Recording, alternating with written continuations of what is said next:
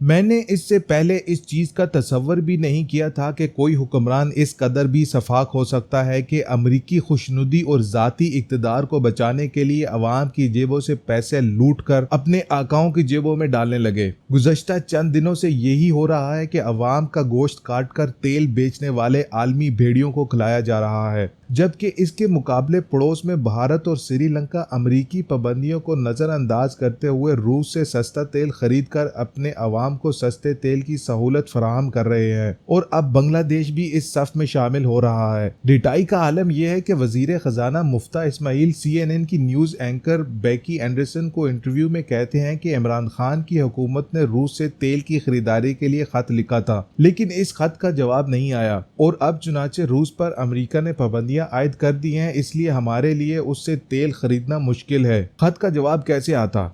इस जवाब ही को रोकने के लिए तो आपको हम पर मुसल्लत किया गया है। क्या ये पाबंदियां सिर्फ पाकिस्तान के लिए लगाई गई हैं?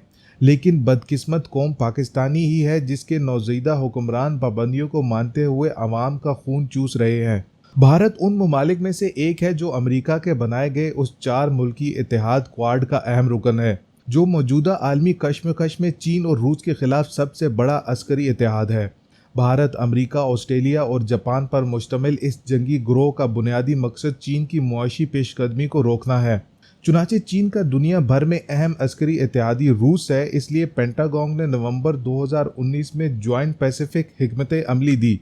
इसके मुताबिक रूस को एक ऐसा कैंसर बताया गया जिसकी मुआशी और अस्करी कुव्वत का खात्मा बहुत जरूरी करार दिया। चीन के खिलाफ तो अभी तक कोई बड़ा अस्करी मुहाज नहीं खोला गया, लेकिन रूस की मुआशी नाकाबंदी और इसको अस्करी मुहाज पर दबाव में लाने के लिए इसके अहम दोस्त पड़ोसी मुल्क यूक्रेन में 2014 में ओपोजिशन रहनुमाओं को खरीद कर रूस नवाज वजीर आजम की हुकूमत के खिलाफ अदम एतमाद लाया गया, जिसे ऑरेंज इनकलाब कहा जाता है। इसका मकसद ये था कि रूस यूक्रेन की इन 13 बंदरगाहों को इस्तेमाल ना कर सके जो बास्फोरस में मौजूद हैं। यूक्रेन का समंदर से मुंसलिक एक अहम तरीन हिस्सा क्रीमिया है। रूस ने 20 फरवरी 2014 को क्रीमिया पर हमला किया। 1 माह 6 दिन तक जंग चलती रही और 26 मार्च को इस पर कब्जा कर लिया गया। क्रीमिया में आबादी की अक्सरियत चुनाचे रूसी अल नस्ल थी, इसलिए वो रूस के साथ इत्तेहाद चाहती थी। इसलिए रूस ने वहां 16 मार्च को एक रेफरेंडम करवाया जिसमें अवाम की अक्सरियत ने रूस के साथ इल्हाक के हक में वोट दिया। यूं 26 मार्च को रूस ने क्रीमिया को अपना हिस्सा करार दे दिया। अमरीका ने फौरन 27 मार्च को अक़वाम मुत्तहिदा की जनरल असेंबली का इजलास बुलाया, जिसमें एक करारदाद के जरिए इस रेफरेंडम को गैर कानूनी करार दे दिया। अब रूस के पास क्रीमिया की साहिलों पर मौजूद 5 बंदरगाहें क्रिंच, याल्टा, सेवास्तोपोल, फेडोसिया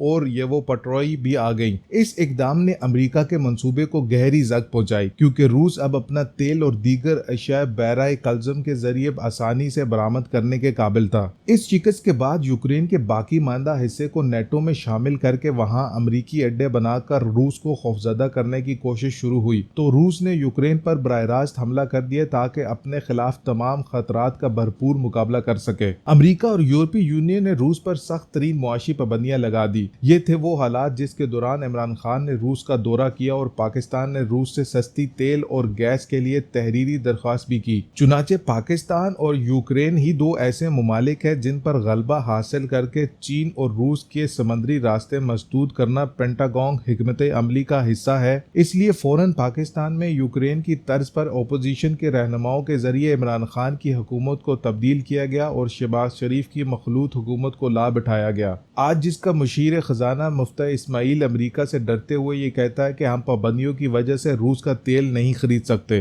रूस और चीन के खिलाफ अमरीकी जंगी मुहाज का अहम तरीन रुकन भारत है, लेकिन भारत की क़यादत को चुनाचे अपने अवाम की खुशदिली अजीज है और उनकी तकलीफों का एहसास है, इसलिए उसने अमरीका के साथ तमाम मुआहदों को बालाए ताक रखते हुए तमाम आलमी पाबंदियों को नजरअंदाज करते हुए रूस से सस्ता तेल खरीदने का आगाज कर दिया। भारत आलमी मंडियों से तेल खरीदने वाला दुनिया का तीसरा बड़ा मुल्क है। भारत ने गुज़श्ता साल अप्रैल 2021 से मार्च 2022 तक 62.2 अरब डॉलर का तेल खरीदा था। इसमें से सिर्फ मार्च के महीने में 13.7 अरब डॉलर खर्च करना पड़े, क्योंकि आलमी मंडी में तेल की कीमतें बहुत बढ़ गई थी। गुज़श्ता साल मार्च 2021 में भारत ने इसी मिकदार में तेल सिर्फ 8.4 अरब डॉलर में खरीदा। भारत अभी अगर पाकिस्तान की मौजूदा हुकूमत की तरह अमेरिका से खौफजदा होकर रूस से तेल ना खरीदता तो उसकी मईशत मुकम्मल तौर पर तबाह बर्बाद होकर रह जाती। भारत ने अपने अवाम का ख्याल रखा और रूस से तेल खरीदने का फैसला किया। इस वक्त भारत रूस के तेल का दुनिया भर में सबसे बड़ा खरीदार है। रूस ने फरवरी मार्च 2022 में भारत को एक कतरा भी तेल नहीं बेचा था, लेकिन सिर्फ अप्रैल में रूस ने रोजाना 6,27,000 बैरल तेल भारत को फरोख्त किया।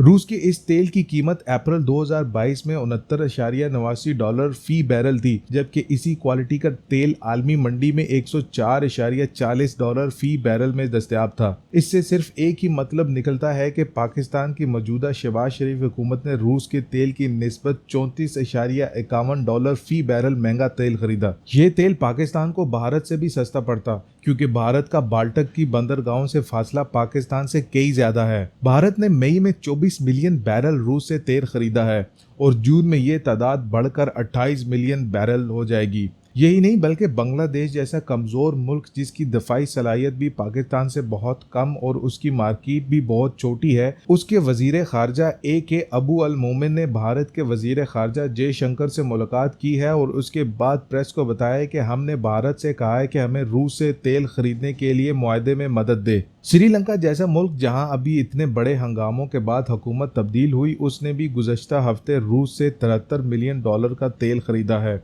ये तमाम ममालिक अमरीका से बेखौफ होकर और पाबंदियों की परवाह किए बगैर अपने अवाम की फलाह के लिए रूस से सस्ता तेल खरीद रहे हैं। लेकिन पाकिस्तान की नौज़ायदा हुकूमत, जिसे यकीनन एक एजेंडे के तहत लाया गया है, वो अमरीकी हिदायत पर महंगा तेल खरीदती है और फिर 30 रुपये फी लीटर इजाफा करके डटाई से अवाम से झूठ बोलती है कि हमारे पास कोई और रास्ता नहीं है। क्या अब भी समझ नहीं आता कि इस हुकूमत को लाने के पीछे एजेंडा सिर्फ एक ही था कि पाकिस्तान को दिवालिया किया जाए ताकि उसके एहसासों पर मर्जी का मुकम्मल कंट्रोल हासिल हो सके।